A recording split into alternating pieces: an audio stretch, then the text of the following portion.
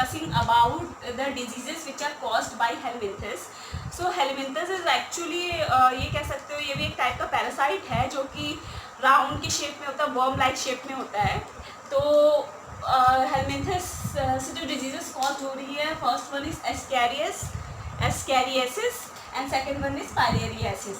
तो हम लोग यही दोनों डिस्कस करने वाले हैं. तो ascariasis is actually the intestinal round worm, यानी मतलब इस इंटेस्टाइनल राउंड वर्म से कॉज होता है. इंटेस्टाइन की ये डिजीज़ है which is caused by ascariasis lumbricoides.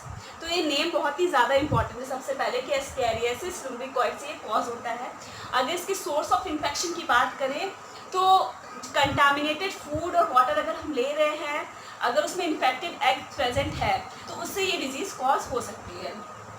तो एक्चुअली ये कैसे कॉज होती है कि इन्फेक्टेड एग हमारी बॉडी में अगर चला गया तो this eggs actually hatch into juvenile.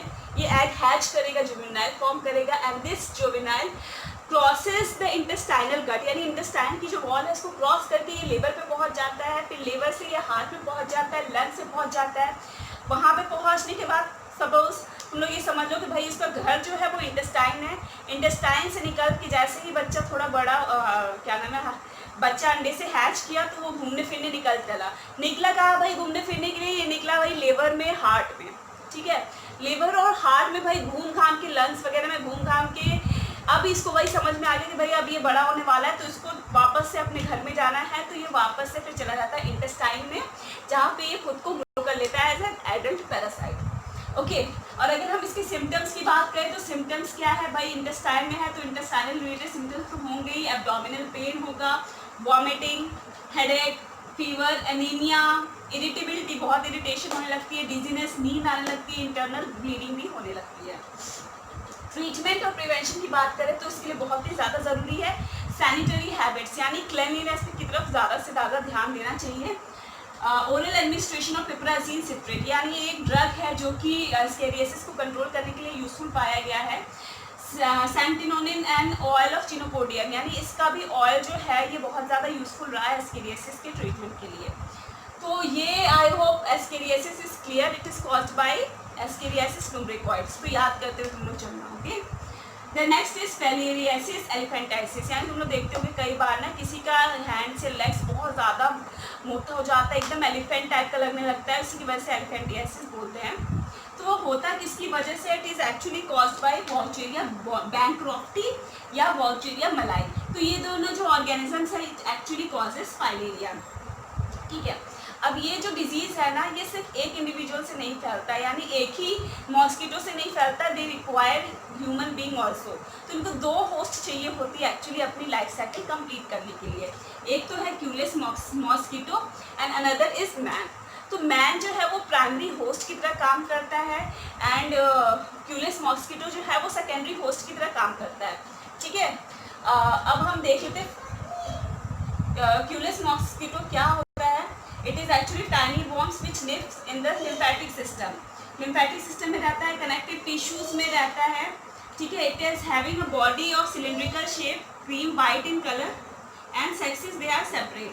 ठीक है, फीमेल जो है इसमें लार्ज होती है as compare to that of the male and it completes in life cycle in 2 host. तो मैन में सबसे पहले क्या होता है, जो फीमेल्स हैं अगर मॉस्किटो बाइट कर रहा है, ठीक है, तो फीमेल्स वहाँ पे it give rise to 0.2 mm size बताया हुआ लॉन्ग लार्वा, जिसको कि हम बोलते हैं माइक्रोफाइलेरिया.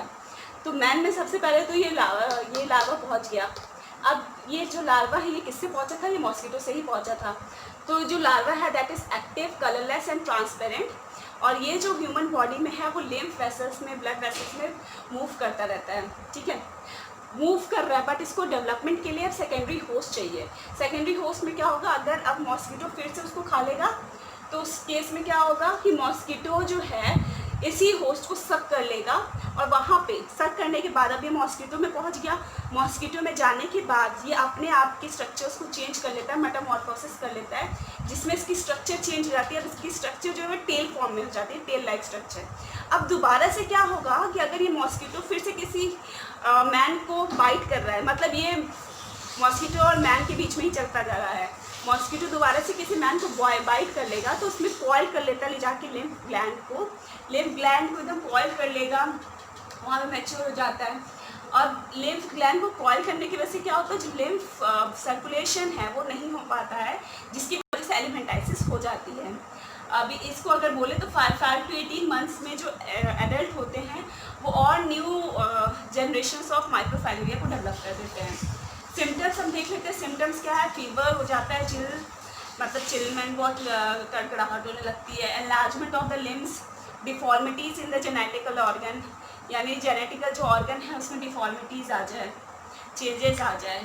प्रिवेंशन अगर हम ट्रीटमेंट की बात करें तो सबसे ज़्यादा इंपॉर्टेंट है कि भाई बैक्टीरिया को रिमूव किया जाए, एंटी एलर्जिक ड्रग्स दी जाए, डाययूरेटिक थेरेपीज दिए जाए, और ये ड्रग का नाम भी है डाइएथाइल कार्बामाजीन citrate.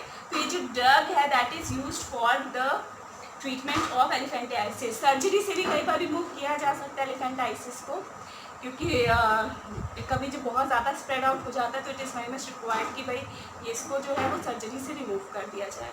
Okay, this is all for this disease is called by helminths. Fungi की भी डिजीज़ दी हुई है, रिंग वर्म, राउंड वर्म, तो वो तुम लोग एक बार खुद से देखना कि क्या होता है, नहीं तो फिर मैं डिस्कस कर लूँगी वो भी तुमसे। Okay, thank you.